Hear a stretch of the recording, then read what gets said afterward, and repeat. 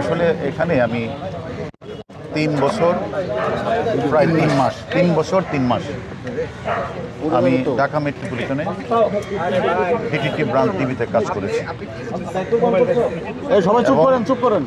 এই কাজ করাকালীন সময়ে আপনারা সবসময় আমার পাশে ছিলেন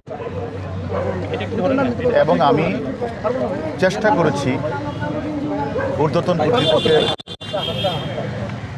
নির্দেশ মেনে ডিবিকে একটা সাধারণ মানুষের আস্থার জায়গায় দোরগোড়ায় নিয়ে যায়।